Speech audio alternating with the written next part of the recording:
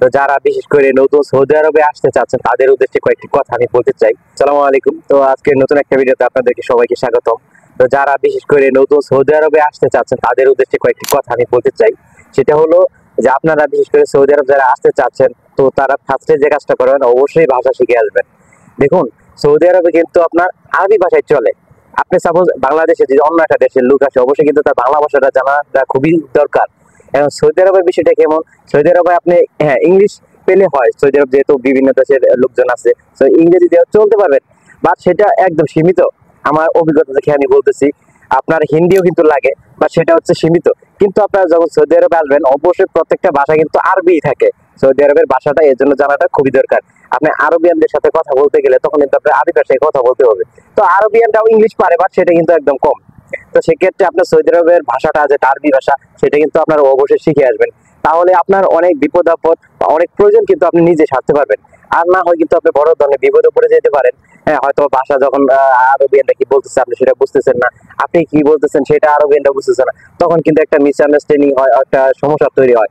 তো এর জন্য আপনারা অবশ্যই কিন্তু সৌদি আরবের ভাষাটা শিখে আসবেন। সৌদি আরবে আরেকটা আমার সাজেশন থাকবে, আপনারা যারা বিশেষ করে মোটামুটি টেকনিক্যালি কাজ জানেন, বিশেষ করে ড্রাইভিং, তারপর ইলেকট্রিশিয়ান, প্লাম্বিং, বিভিন্ন ধরনের যারা পাইপলাইন ওই যে কাজগুলো জানেন কনস্ট্রাকশন সেকশনের, তো আপনারা চাইলে সৌদি আরবে আসতে পারেন হচ্ছে ফ্রি ভিসা।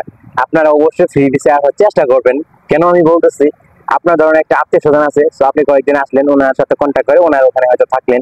তো থাকার পর আপনি মোটামুটি ভাষাটা যেহেতু শিখে আসতেছেন দেশ থেকে, আসার পর আপনি এখানে ভালো একটা কফিল দেখে আপনি তার এগেনস্টে আপনি ফ্রি ভিসাটা লাগিয়ে আপনি কাজ করতে পারেন।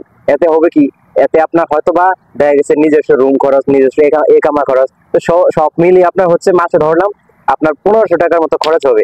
তো আপনি কিন্তু চাইলে ইনকাম করতে পারবেন আপনার 4000 টাকা থেকে 5000 টাকা পর্যন্ত।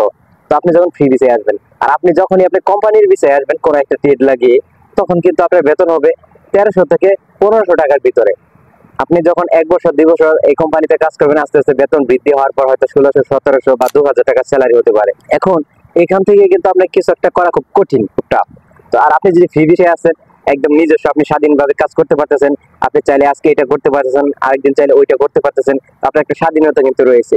তো আপনারা যদি ফ্রি ভিসায় আসেন, তাহলে এই দিক দিয়ে অন্তত আপনি ইনকামের দিক দিয়ে অন্তত খুব ভালো কিছু করতে পারবেন। আর